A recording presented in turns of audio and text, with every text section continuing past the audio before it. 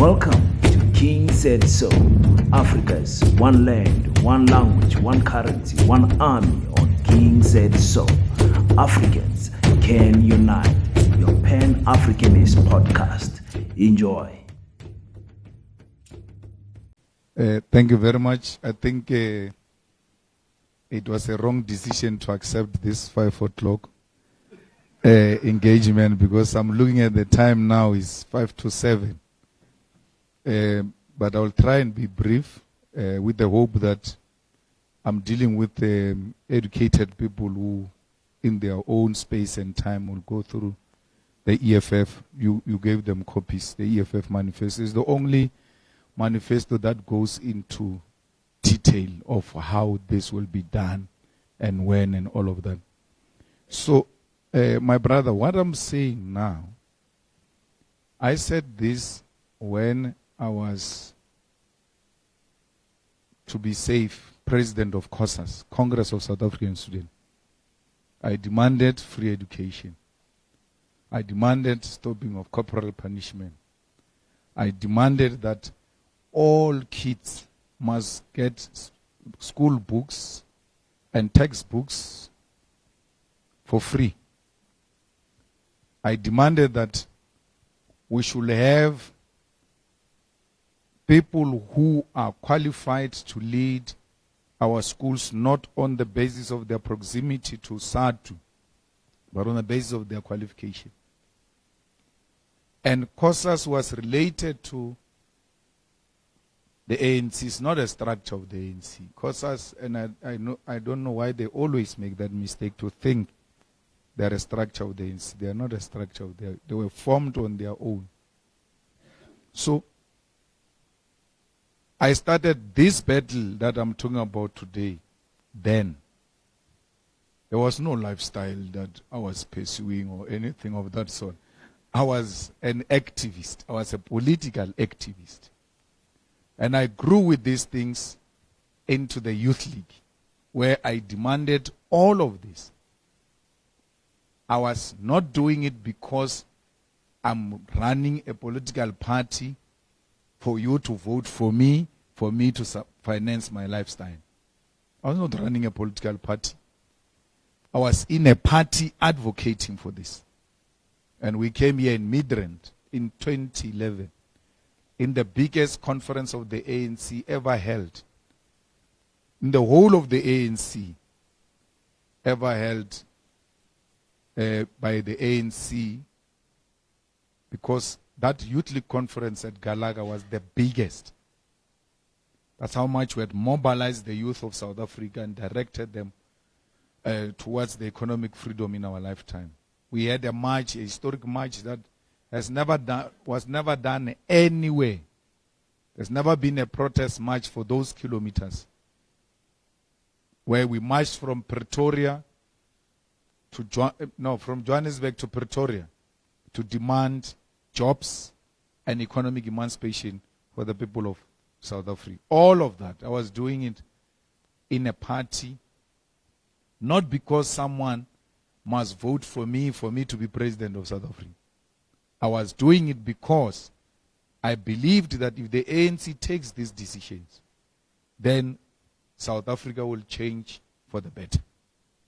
And we won that battle. We took it from Midrand. We took it to eThekwini NGC of the ANC, where the ANC took a decision that we must expropriate land without compensation because of the resolutions of the Youth League in 2011. We influenced decisions of that NGC on every aspect. And that's where Zuma and them realized, if these people can win resolutions, it should be easy for them to win leadership against us and remove us. Then, when we took these resolutions here in Galaga, Tony Ngeni came to my house, and I had a house in Sandton, because I believe that our struggle is not to keep our people in Alexander. It's not.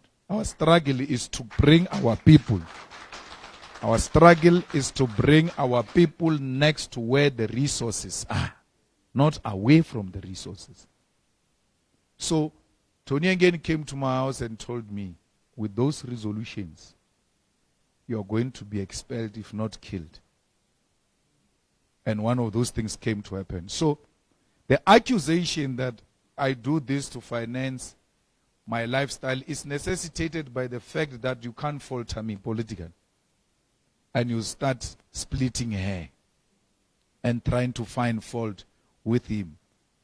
He doesn't have a degree, woodwork, what, I fix that. I fix that. And then you come with this, I fix that. Where I'm wrong, I accept and I fix. They say you are overweight, I fix that.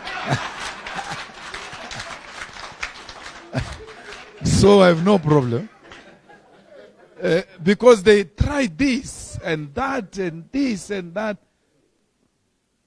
Because the people who are saying to you is financing his lifestyle, ask them the question, do you love Nelson Mandela? The answer is going to be yes. And ask them, what is it that Malema is doing which Nelson has not done?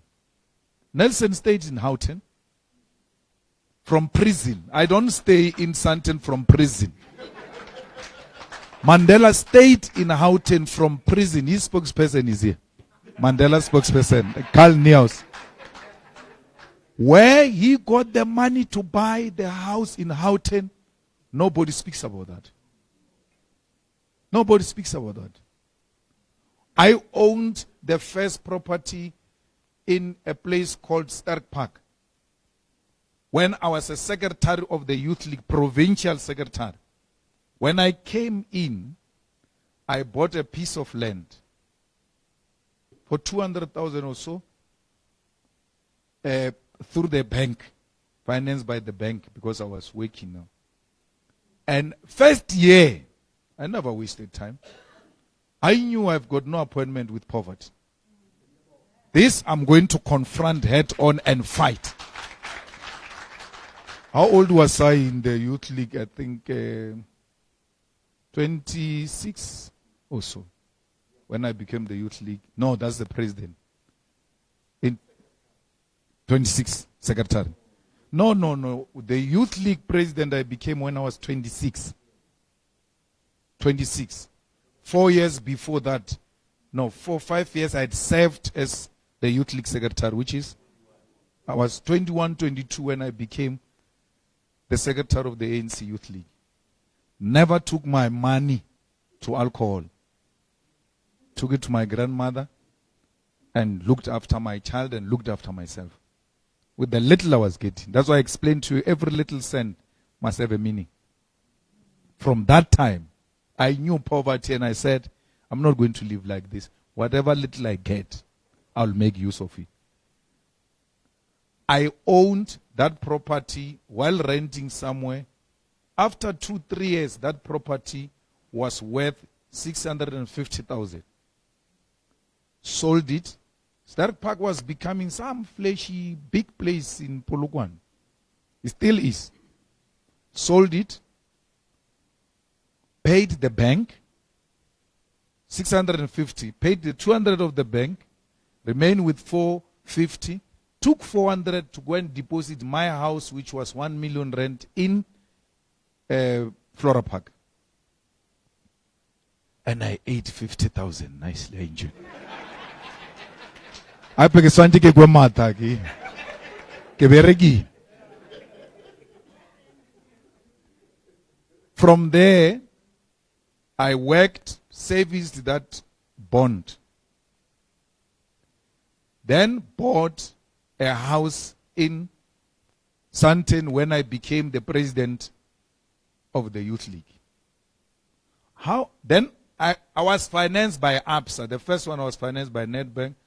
At least not yet. The second one, I don't remember who financed me. And then this one of Sandton, I'm sure, I was financed by ABSA. All kinds of ANC leaders who could think of gathered in that house. It was just an ordinary house of 3 bedroom, 1 in-suite and the rest 3 bedroom, and then there's a common bathroom. Any leader of the ANC you can think of was always there. And they were like, hey man, you know when we sleep here, the problem is that we meet each other in the morning to the bathrooms. We need to renovate this house. They all brought money together. Remember, I'm too young, I'm 26. They brought the money together themselves and then demolished my house and started building a house there. It was built, that house, by ANC leaders, not me. Not me. That bond I'm telling you about, I'm still paying it now. So I can account for everything of mine. It's just that some things are over-exaggerated. I mean, there used to be a story here when we were renovating that house. Dr. Ndlozi, for sure you were still in, where were you during that time?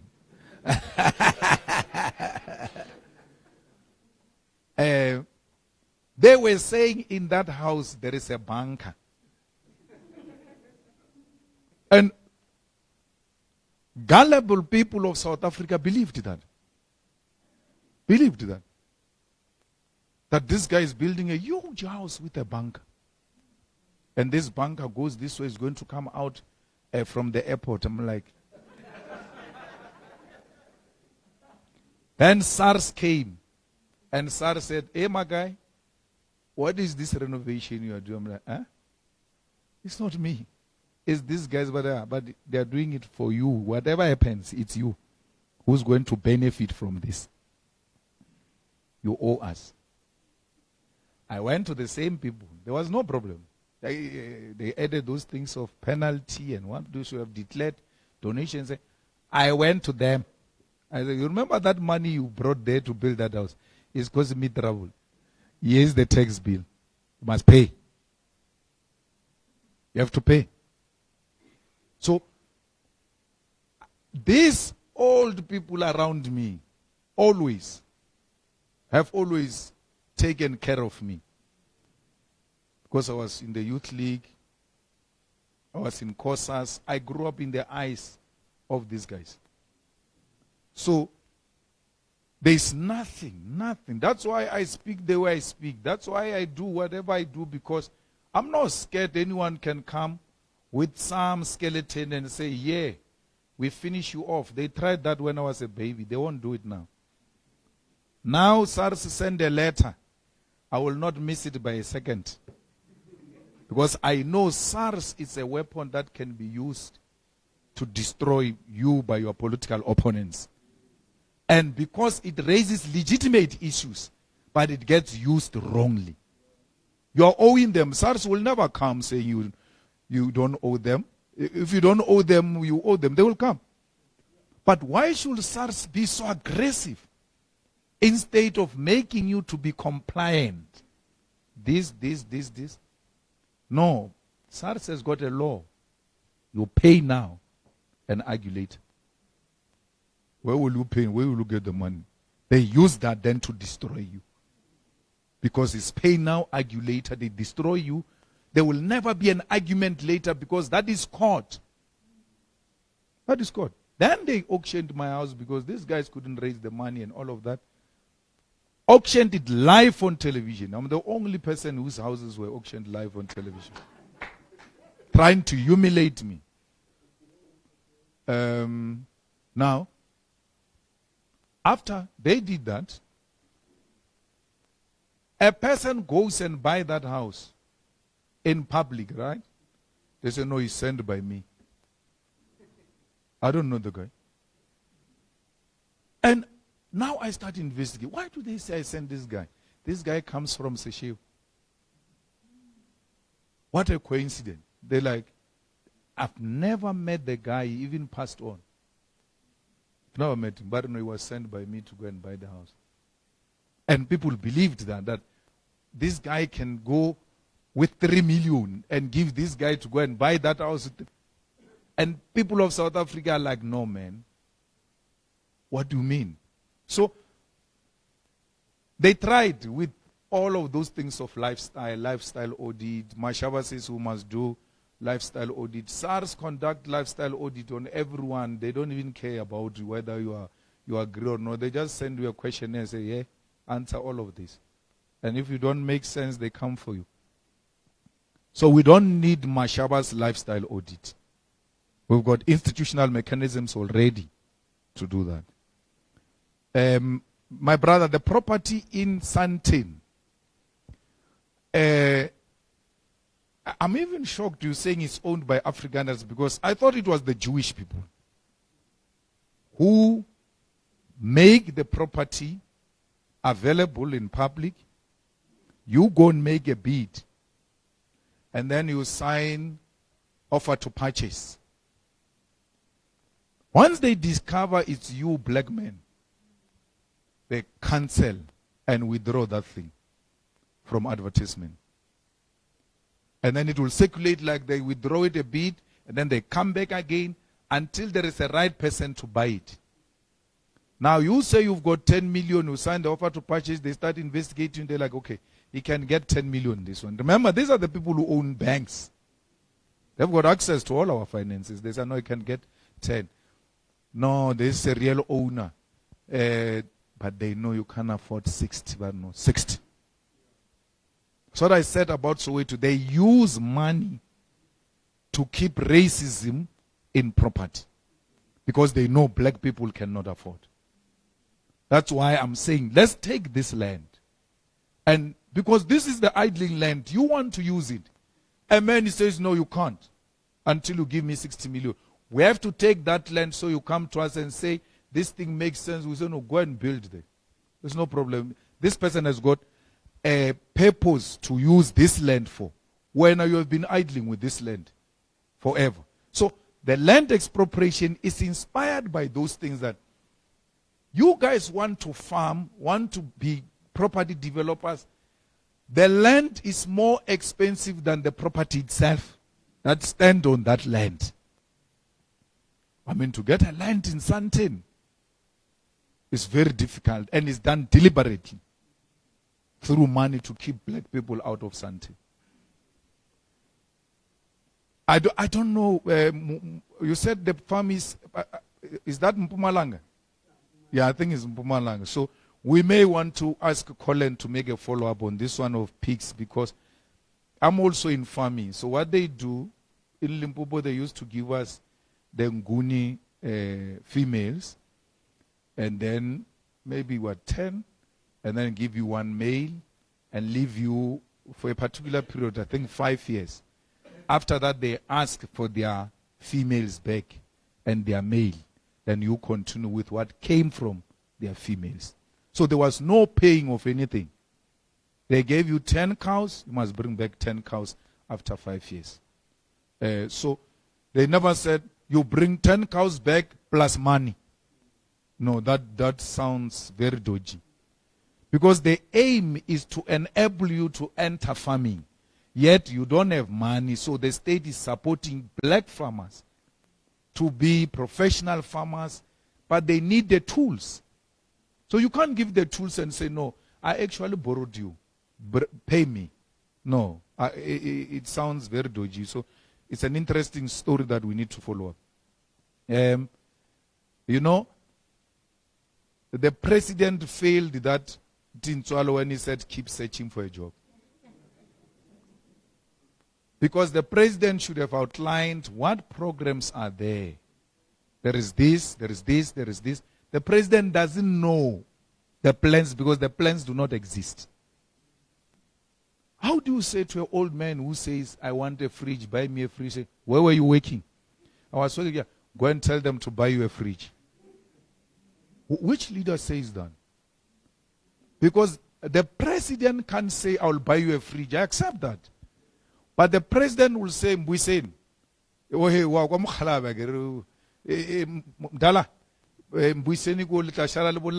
you talk about the fridge. It's a very important aspect. Mbuyiseni understand the language that he must buy the free. You assign someone there, right there. Because he moves around, by the way, this door to door with business people and all of that. Just say, help the old man. The old man meets a president. The young woman meets a president. The fact that you came into contact with president, something must give. Motu uno tsena ka nko abatsama ka nko. Auna anything. Ugabari has never been here. Because that's what he did in Amanskral. He goes there, people die of cholera. He goes there, he's pretending to be caring. He left Amanskral till today. That Royfall thing has not been fixed. If anything, situation is worse. How can the press? You don't go if you don't have a plan. You first work on a plan. And then you go there because you've got a solution. You go there because you've got a solution. You go like you are listening and listening. You see what's going to happen? Minister of Water, I want this. I want. It's not true. They told him we are going to do 1, 2, 3. Let's go. But he goes there. He doesn't know who's going to do what. You're just going to see them. The president overborn. No, the president, once he has stepped in here, done. Our problems are solved. And the problems of Hammanskral are simple. The Royval water treatment plant's budget has been stolen by individuals. A tender was given. Money has been paid. The product is not there. I become a president or a deputy president or anything of that sort. I take that project. I even establish a site office. I go there twice a week. We have to finish this thing. You monitor it yourself because you went there. I'm going to be visiting. And Hammanskral is not Giyani. It's next to the Union Building. What stops the president from making a turn at Hammanskral to check if there is progress? People are dying of cholera before he goes to his office. You clear my diary. I'm going to run this program for the next 3 months. We're going to complete this thing. And if we don't complete this, heads are going to roll. So, because he's an executive president. The rest, the so-called minister of this, those things are nothing. They are assistants of the president on education. Assistants of the president on finance. The man in charge, it's him. That's why he can fire anyone. And he requires no reason to fire you. Not so I was saying, I cancel. No more minister. Wednesday, it doesn't have to explain. I tell you to come and fix this thing of water treatment plant, you don't do it. You don't do it. It's fine. We shall release you in the morning through a statement. We don't even tell you. Just release a statement. It's done. There's no labor court, no CCMA. Student debt, there's no, what do you call it? Time frame. Because it's done immediately. It's part of the presidential speech that all of the student debt must be cancelled. Why does it need 5 years or anything? We are fighting every day now, demanding that the student debt must be cancelled. We even sponsored a bill, we said, about the cancellation of the student debt in parliament. Now, before we became government, the ANC used its majority and rejected it. We sponsored a bill to insource cleaners, to insource security guards, so that we can improve their lives. ANC rejected it. My biggest problem with security guards is that our fathers come and work here.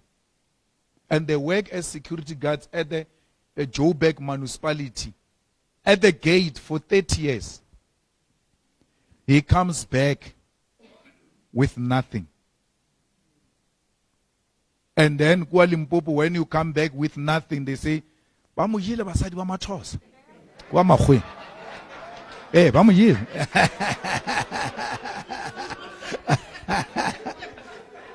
But that is not true.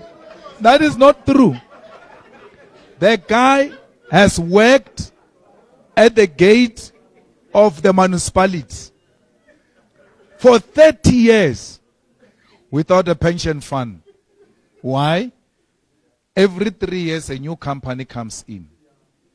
They exchange with this old man from one company to the other, from one company to the other. By the time he retire, this company is actually 6 months. But what do you want? Us? No wish. Then he packs his things. He comes back home. We say he was useless. He was never useless. There were no pension funds. There was no medical aid. There were no leave days. There was no job security. Once you go on leave, when you come back, someone is there. Someone is there. There is no guarantee. So, the ANC rejects that. The ANC rejects insourcing cleaners, which are cleaning in government offices. Our argument is that these people are working with us. They are cleaning MEC's office. We don't even know the owner of that company. We know this good cleaner. Why can't we have a direct relationship with this cleaner without a middleman? So, we have to correct that when we take over power. And we also propose now, and I'm happy everyone now is talking about it. When we started it, they were saying it's a crazy idea. We said we need to give graduates jobs. If we can't give them jobs, we must give them a grant. Because they can't go to school only to come back to earn 350 like the rest of other people who have not gone to school. We must say education pays, and it must pay in a literal meaning. And they say, where will the money come from? Where? There are not so many graduates. Not so many. We can take care of them. With reprioritizing our priorities. Like I told you of Cape Town, I told you of provincial governments and all of, you redirect all of that to benefit the needy, and those are the graduates. A graduate has to prove, the same way people prove when we give them 350, that they've got any means of income. A graduate has to prove over a period of time that indeed I've been trying here, I applied here, I went interview here, and there must be that database of graduates where the government, when a person says, I need 10 people for this, the government must go on database and say, but the people are here. Withdraw and give him. We don't even know our graduate. I don't know where the mismatch of skills come from, because we don't know this graduate. We don't know who are they. We don't know their qualifications.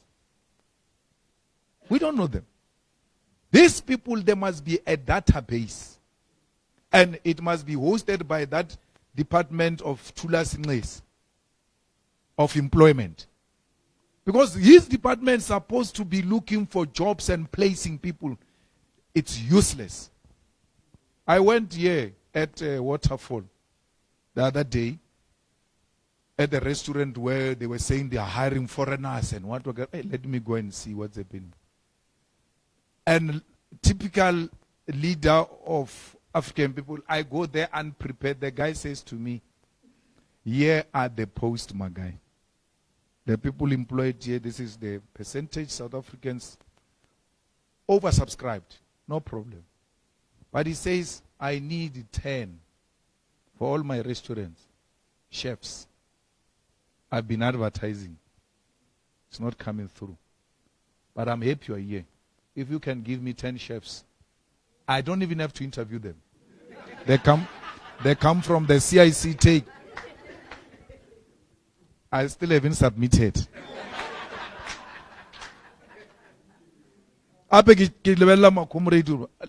Chef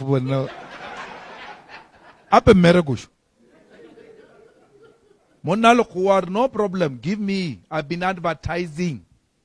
Give me. And then these people who are applying with this are from outside. I'm holding this back. With that understanding that you are saying to me, so I'm trying to find.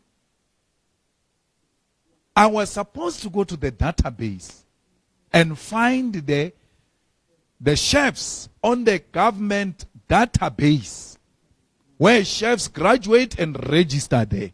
When he says to me, I need 10 chefs I've been advertising, and say, oh, you are lying.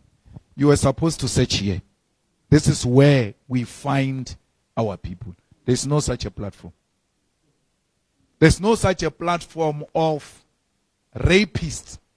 People rape, get sentenced, go to jail, come back from prison to become teachers, primary teachers.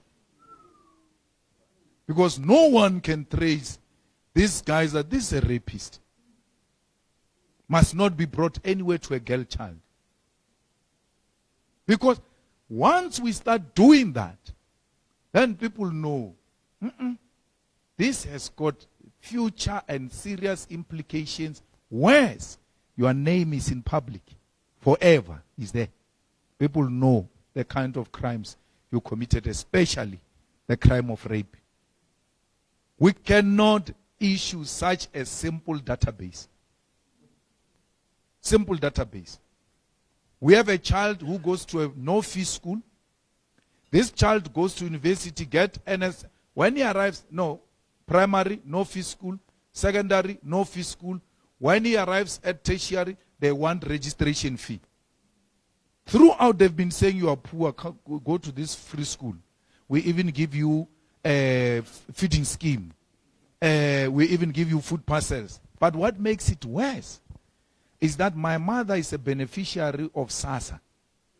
SASSA, which is the state, which the state is supposed to plug all these SASSA beneficiaries on the university database.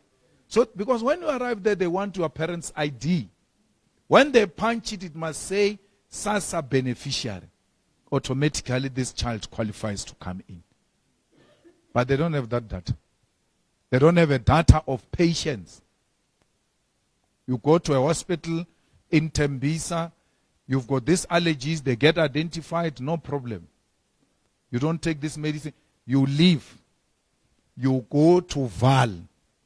You collapse in Val. You can't speak to tell them what are your allergies. They inject you with those allergies. But if there was a database, they go in there, it gives your medical history. Why? For 30 years, a technology, IT graduates are there who can do this thing.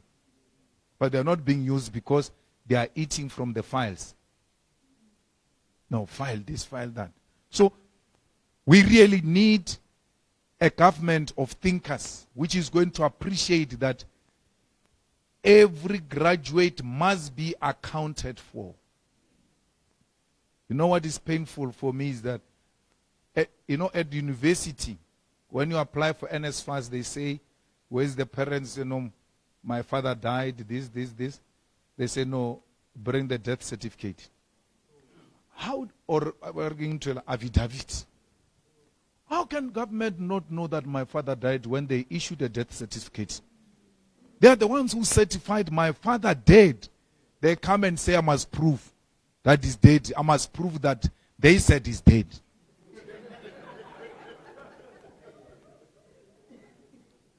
There will never be justice, my brother. There will never be reconciliation without justice. This thing we're demanding of the land is justice. That's simple. The economy must be in the hands of the people because it was robbed from them. And the EFF government will prosecute apartheid agents. We know them. We know the operators of Flag Plus. We are going to go after them. And that's what they don't want. That's why they don't want the EFF. They know these ones are going to give us a problem. Where are those judges that were hanging people? No one speaks about them. No one dares to write about them that this one was a hanging judge. A hangist of note. And that's justice. That's justice to go and look for these people. So, my brother, sewer treatment, water treatment plant, infrastructural maintenance, all of that is what you need. Not only for infrastructural development, for job creation. You will never create jobs if you don't turn this country into a construction site. That's the only way you're going to create jobs. How do you have the whole province, the whole year, or 5 years worse, you have never built a single road? One. You have never asked us that there's going to be some maintenance, we are going to close water so that you can take out asbestos pipes and put proper pipes to avoid leaks. You've never done that. The only time there is no water is not because you are doing anything. It's because the infrastructure collapsed. Not because you are maintaining it.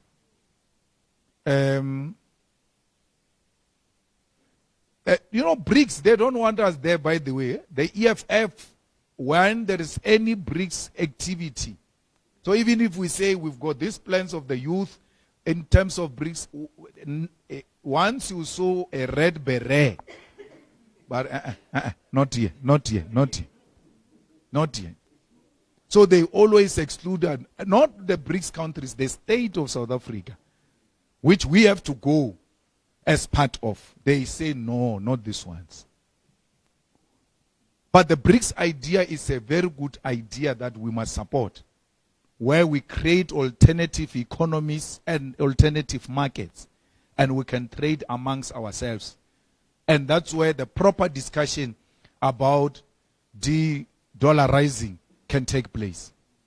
And that's a platform where we can neutralize America's influence over the world.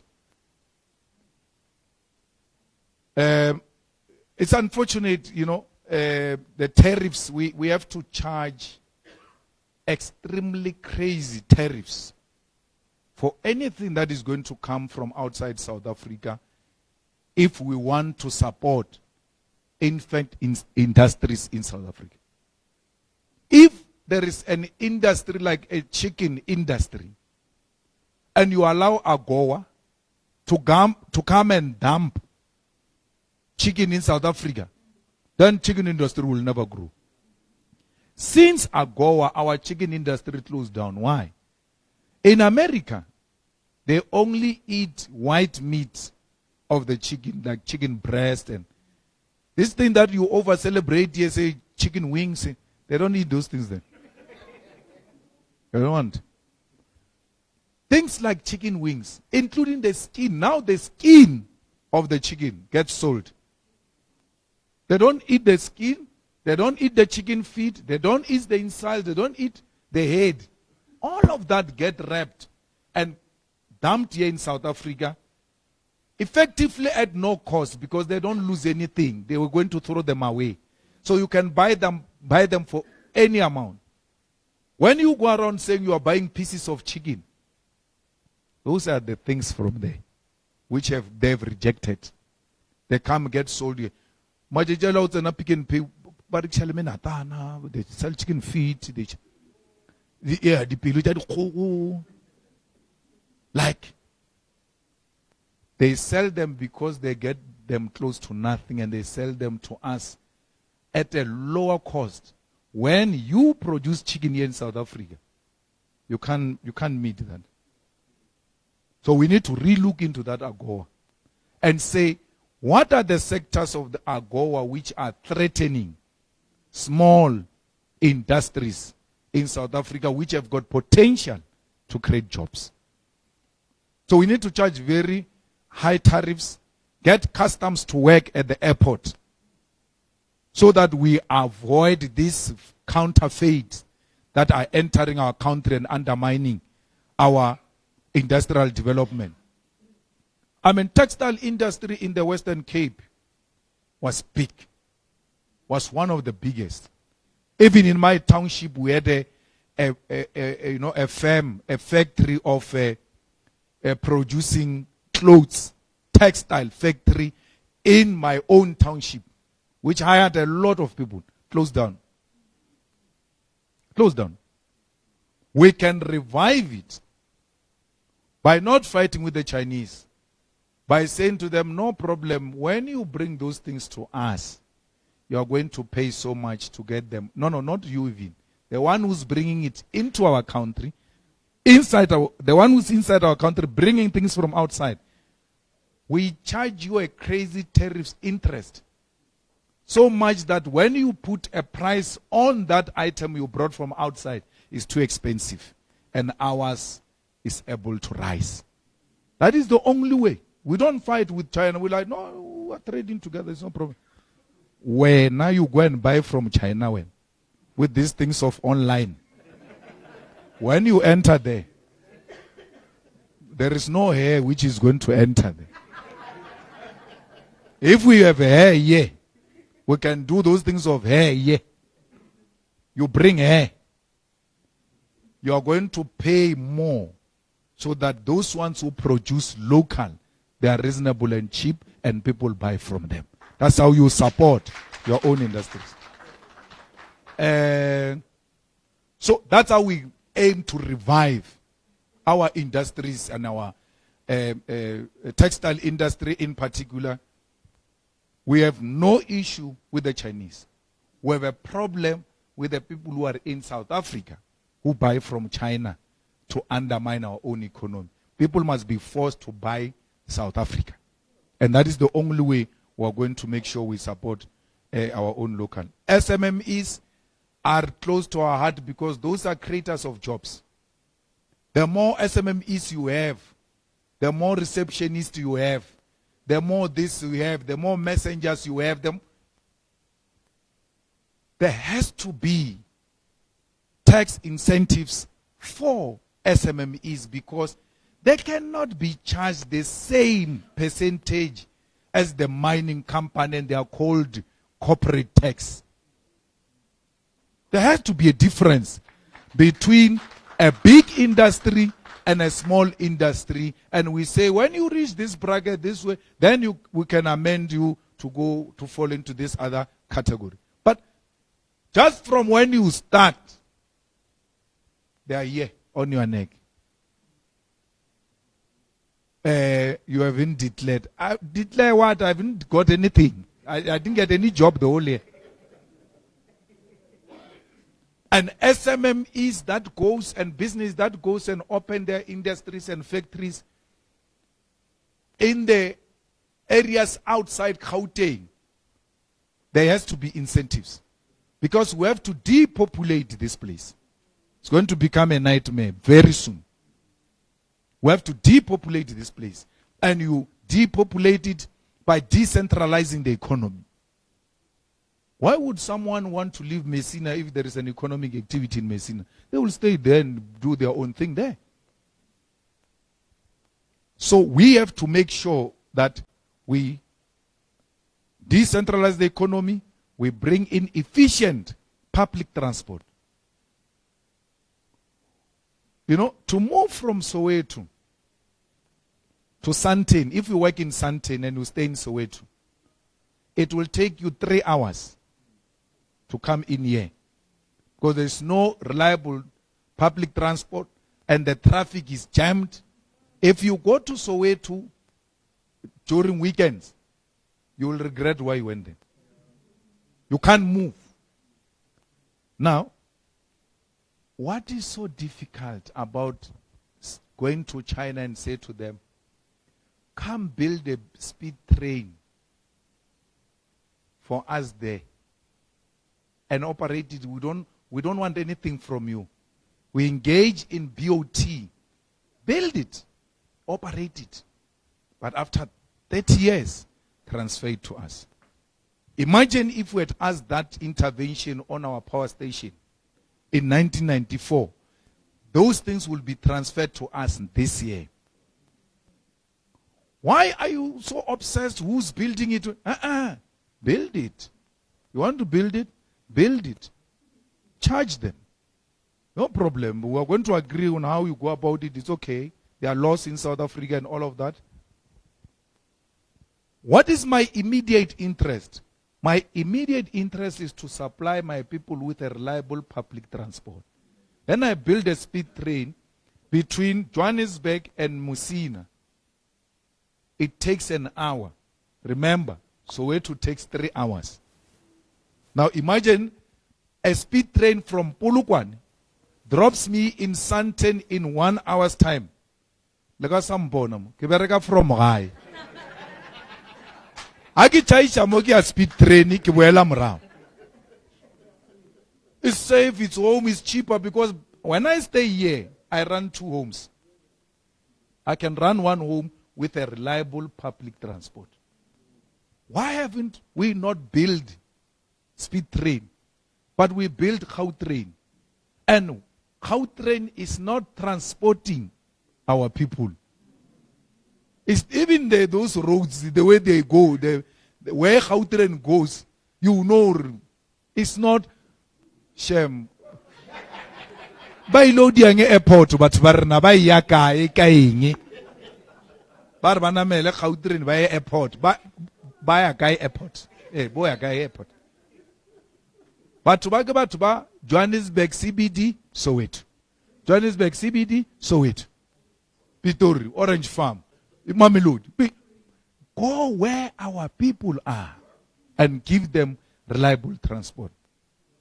And then you must subsidize the taxis. The taxis are not being subsidized. The only way we're going to professionalize this industry of the taxis is when we give it money. And when they talk too much, we're like, we'll withdraw this money. What do I say? This is how you're going to behave. You go this way, this way. We don't have a problem of buses. No one can bully the state from buses because we subsidize them. Once you buy a bus, you're already getting a subsidy. So we need to finance the taxis so that we control them. We professionalize it. We also regularize the salaries of taxi drivers because they are paid according to the feeling of the owner.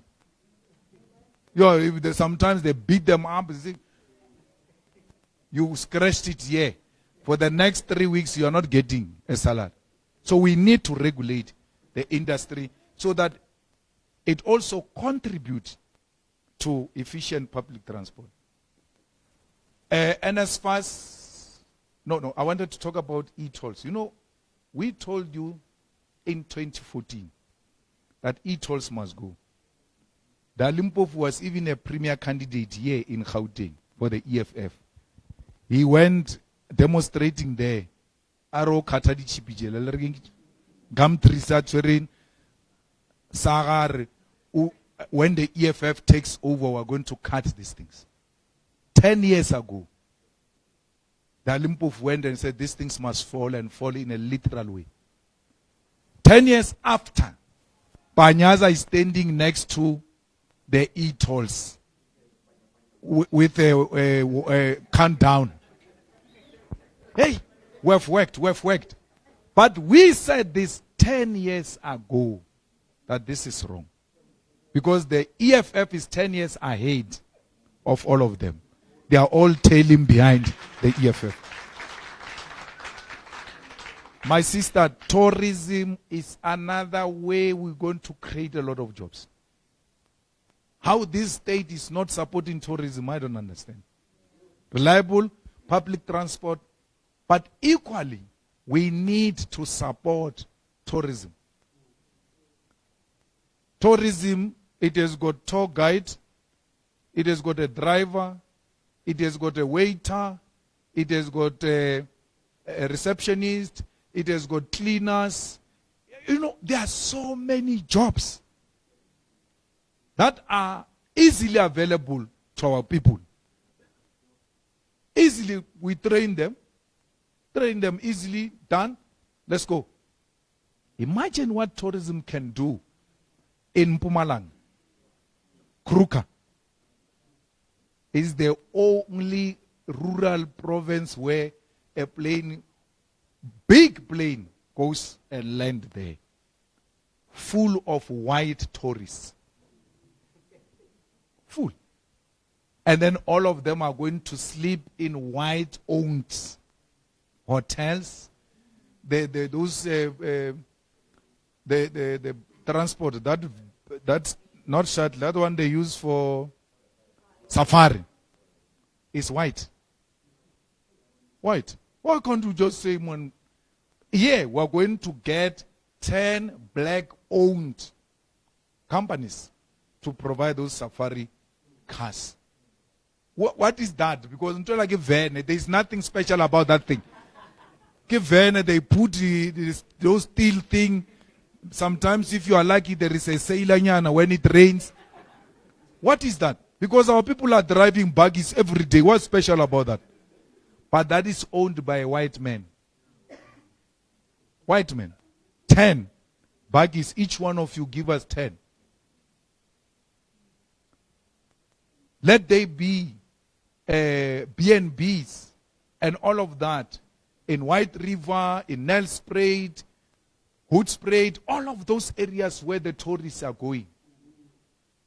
And deliberately, as a government, promote black-owned. Because those people, when they come, they ask our own tourism, what are the areas to visit? Which places can we sleep in? They are guided by our tourism. Every province has got a tourism department. But it gives them direction into white establishments.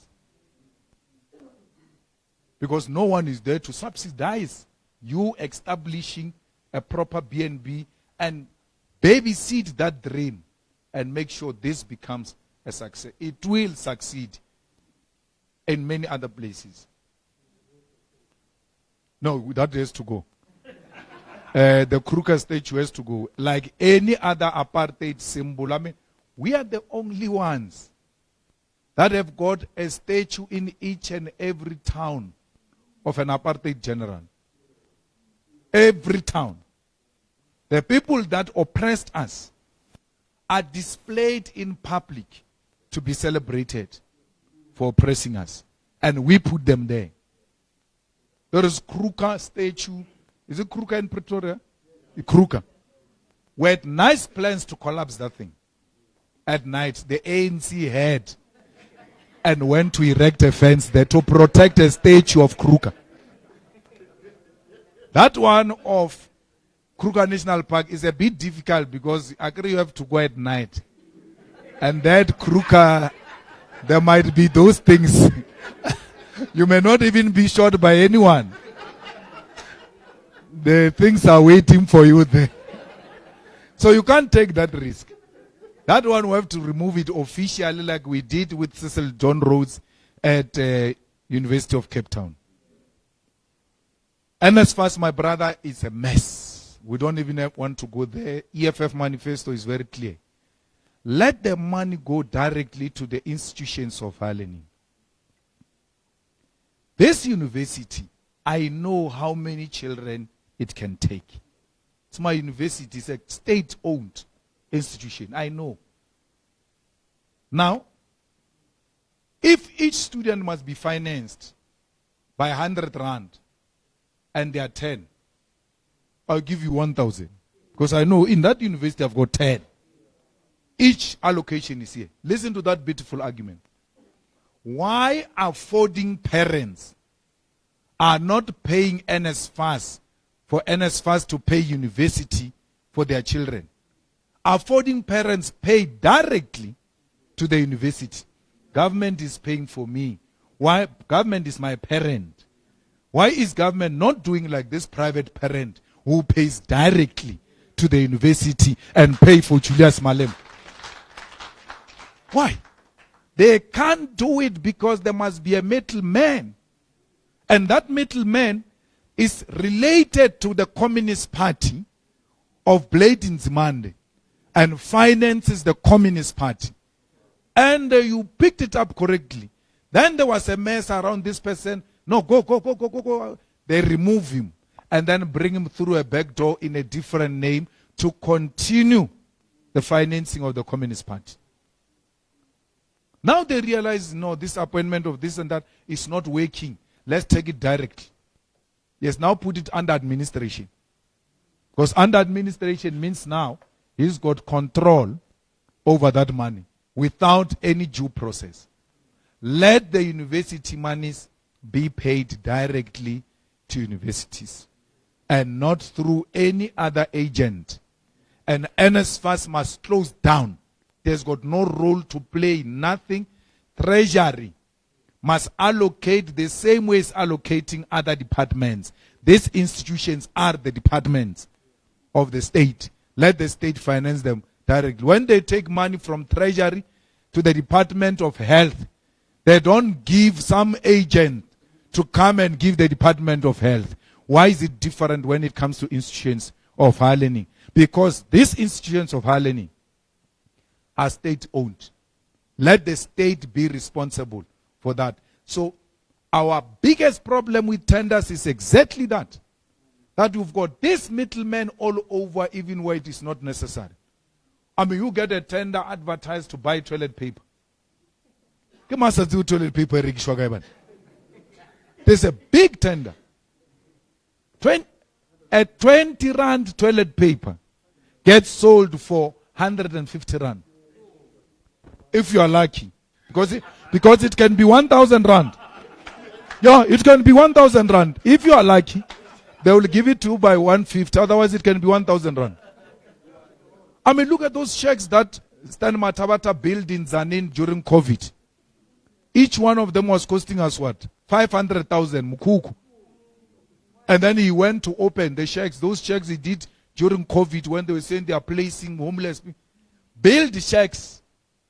Paid thousands of money and put a ribbon to go and cut them. Because a tender was given to one of them. That's a problem with the tender system. Thank you very much. I'm not going to sit down. Please allow me from here to just leave. Because I'm speaking again at the Santon Convention Center. Thank you very much. Thank you.